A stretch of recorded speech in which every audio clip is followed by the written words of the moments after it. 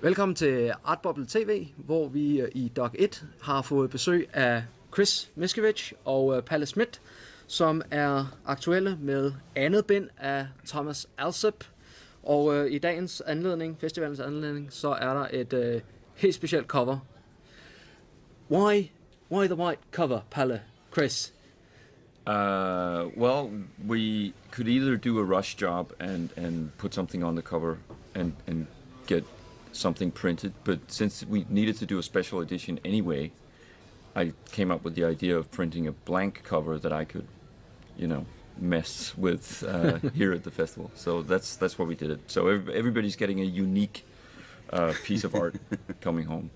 And how many of these have you done so far? I've lost count. I mean, 15, just 20? 15 or 20 or something. Yeah. Oh, so we're going for broke today. Yeah, I don't think we'll. Yeah, we're hoping Pa sells out. Yeah, Absolutely. I was just under the assumption that we ran out of ink. all the printers in Denmark just ran out. Yeah. But it is actually a wonderful idea, and I hadn't seen this until now, with the name, with the title, and everything, and quite well set up, and the paper quality to work on. So how's people's response been to getting this unique cover? Oh, everybody's been really excited about it. Yeah, and like you said, I did 10 or 15 or something like that already. So and we just got here an hour ago or something. So yeah, it's going pretty well. Yeah, because the day is moving fast, isn't it? Yeah, I mean, it is tough for me putting my signature on each one. The way I dot my eyes. It's been really. He needs ice for his. Yeah, that's why I'm kind of immobile right now. Writing cramps already. You're going to be signing a lot of books today, I hope. But let's talk about the content, the story that is Thomas Alsop. Sure. Because you guys started working on it several years ago. It's been out in the U.S. for quite some time. A bit, yeah. But how did your collaboration come about? We met through the late Seth Kushner in 2011 at Mocha, the Mocha Fest.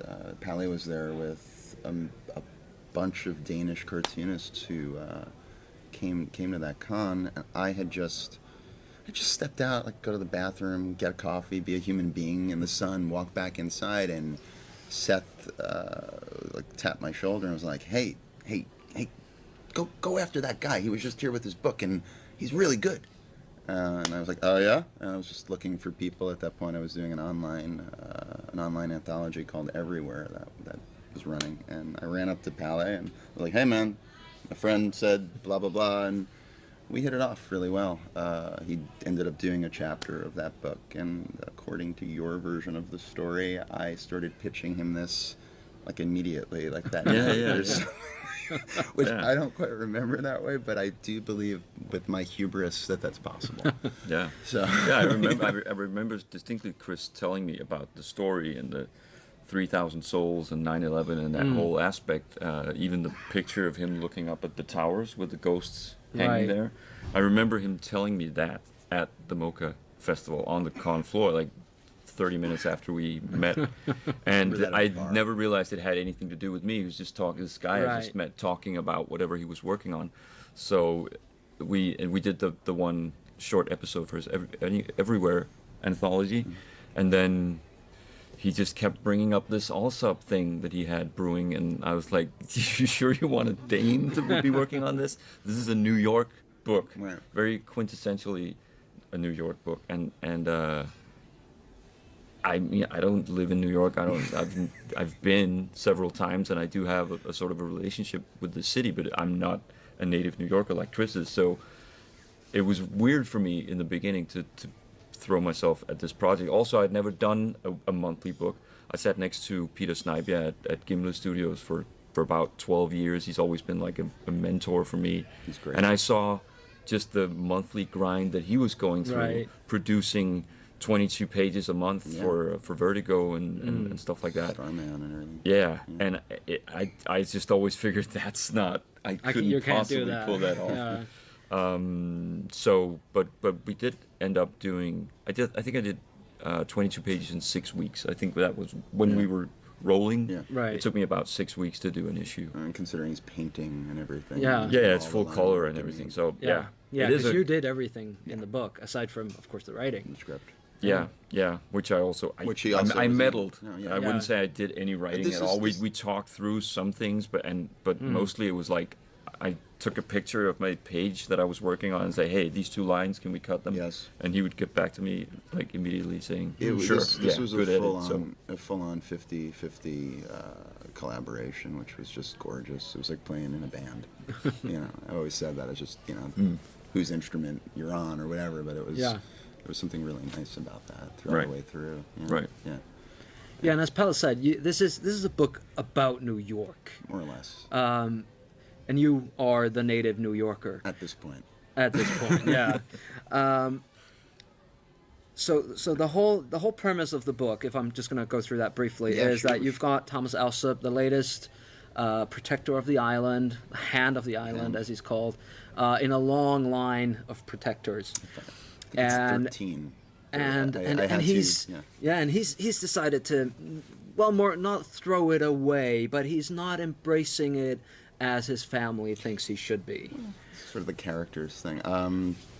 I guess we should do that, right? The Alsop family is cursed in 1699 by a Massapequan Indian who is the hand of the island himself at that point, and he curses Thomas's great-great-great-great-grandfather Richard to be the hand, and it's a bloodline curse. So when Richard finally dies, it goes from one guy to the other to the other, and there's been 14 of them.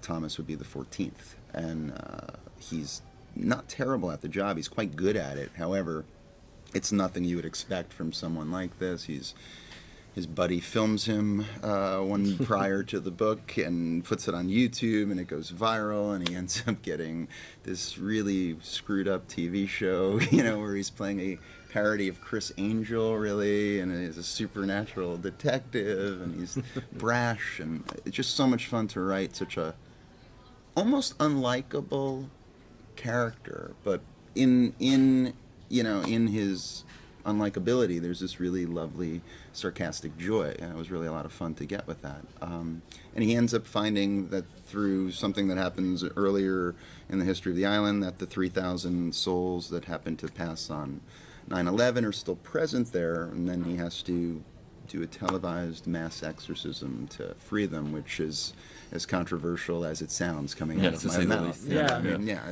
it was a fine line to walk. Yeah, because that 3,000 souls of 9/11. Yeah, it's tough. That's had not just a big impact on New York. It's had an immense impact on New York, but that went worldwide, and you've managed to encompass that into the story of Manhattan, all the way back from pre-Dutch settlers, really, bringing in elements from centuries ago and pulling all that history of the city, how it developed and grew, and taking that into the story and into account in the story as well. Was it difficult for you going down that path? Because I can't imagine it not having been difficult. 9/11's a weird thing in the United States to talk about. Sorry, or at least it was a hard thing to get into print because of the taboo nature of it. Yet there've been dozens and dozens now of shows and books, and even Ex Machina used Brian K. Vaughan's. That was pretty much the MacGuffin for the entire series, that he stopped one of the planes, and so Right. it's used as a plot in story, but it's one of those things that your average American walking on the streets like, what the hell are you doing? Yeah. Why are you talking about that? There's this. There's and I- this and you get it. reverence and taboo, Well, and we're a weird country. Yeah. Look at our president.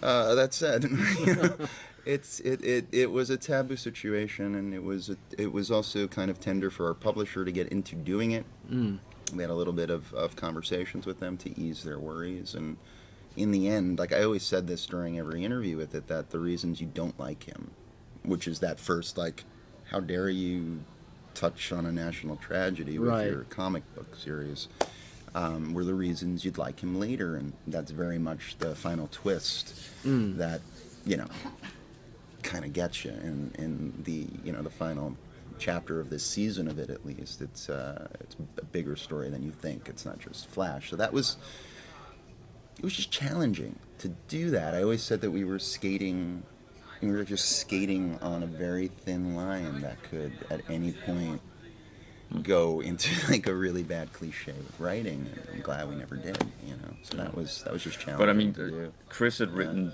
the entire script for all 8 issues before crazy. I ever put pen to paper, so I knew where this was going, and that was a huge thing for me, and a huge help that I knew that we were skating that line, and that it ends in a way that really makes sense, and also it ends with something I'm not going to reveal here, but something that pulls threads back to issue 1, even. Yeah. So Yeah. all through the story, I've planted little things that that make sense once you read the final issue, and it's really great that it's finally out now in trade, so people can read the entire story. I keep telling people that it's 8 chapters, right? And from chapter 1 to 7, it's a good book.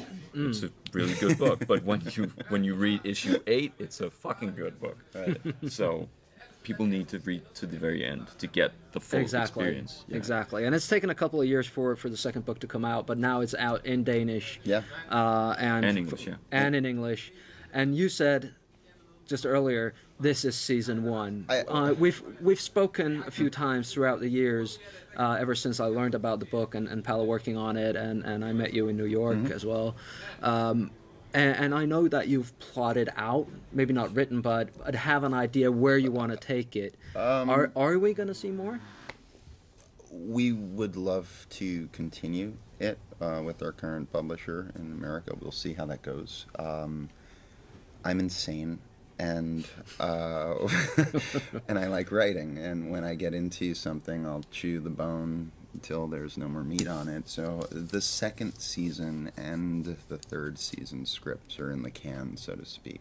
They're written. Okay, so once you get approval, yeah, we're and Palle is done with his commitments. Yeah, I mean, we've both had other things going on, and we would love to do this again with Boom if and when. And they've changed their line and what they've been putting out since this has come out as well. We'll see, but man, I'd be a dream to keep going with this guy, because he's a great con artist, and even within these 2 books being season 1, there's 2 points that I left and dropped in there for what would be season 2, 3, and 4 right.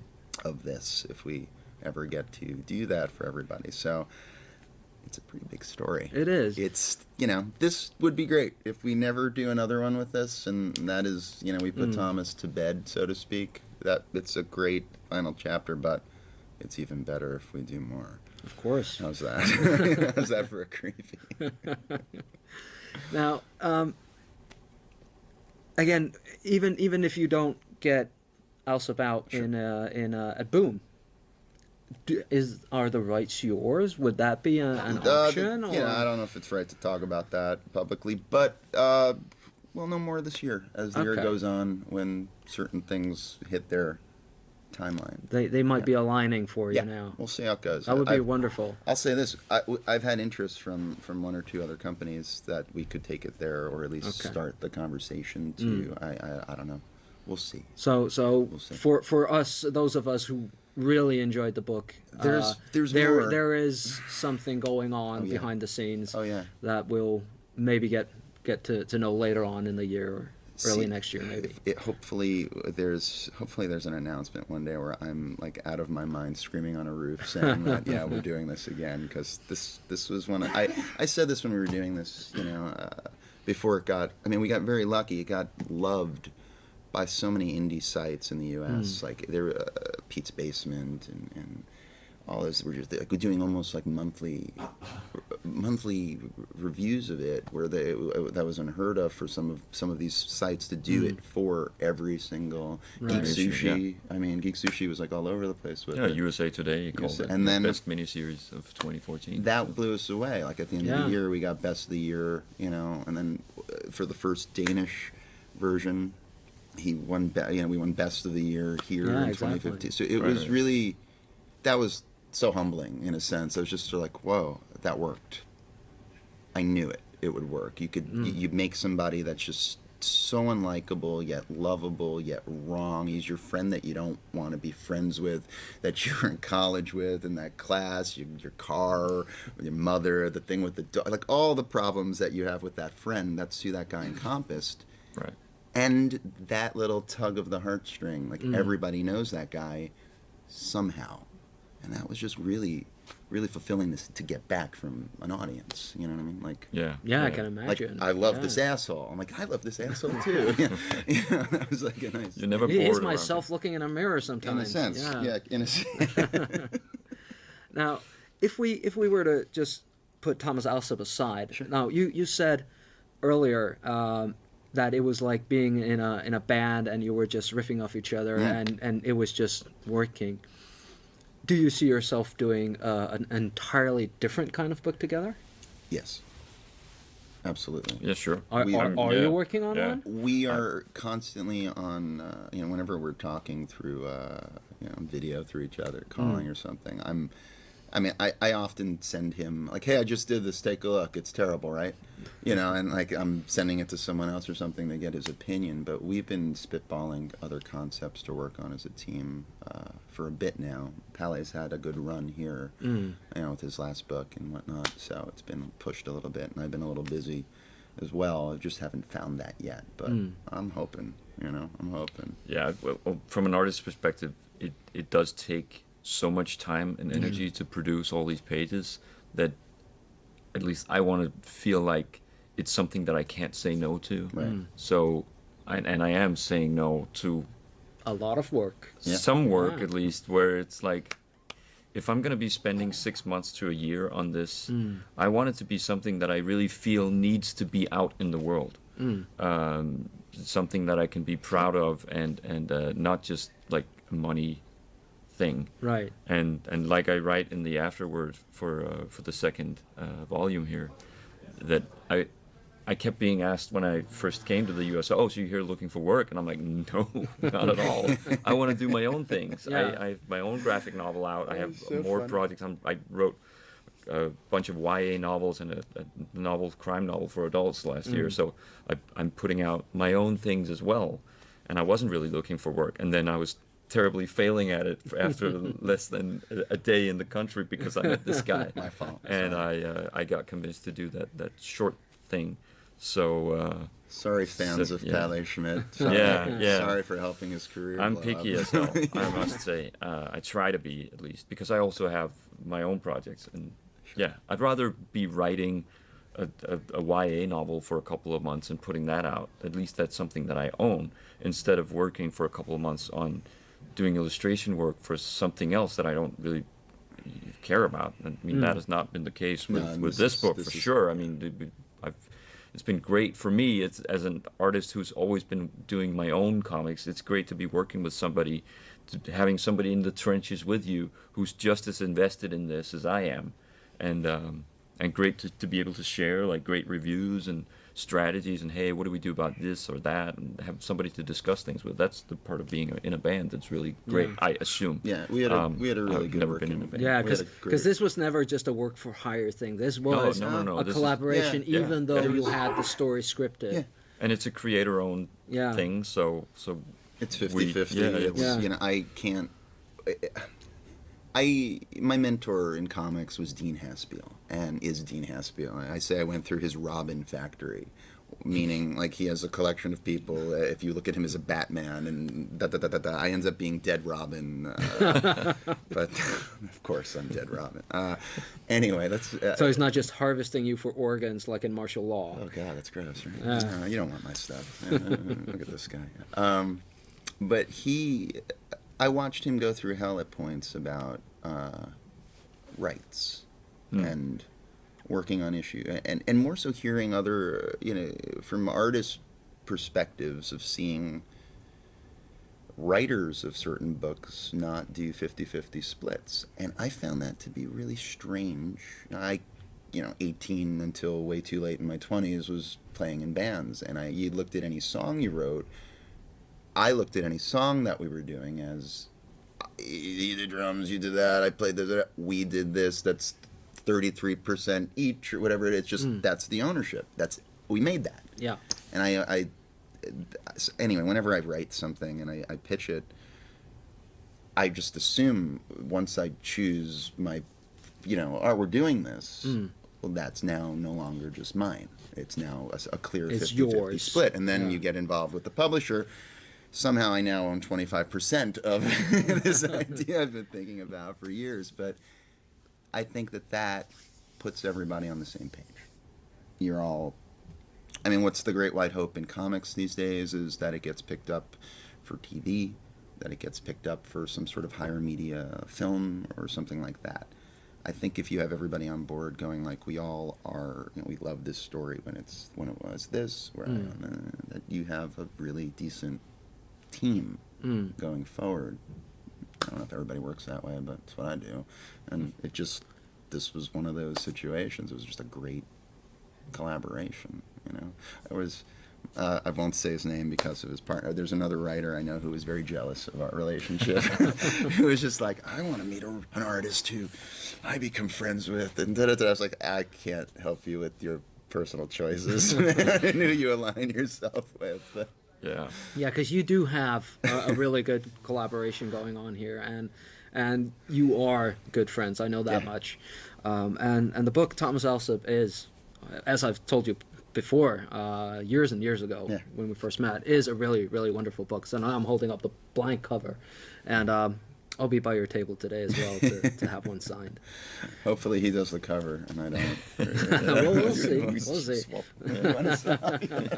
I'll just do the same. Start smudging with my fingers. It was a real pleasure having you here, gentlemen. Thank you for putting this entire con together and having us, Ernie. Thank you. Thank you for coming, and congratulations on a wonderful book. I hope it does really, really well. And it's coming out with a proper cover.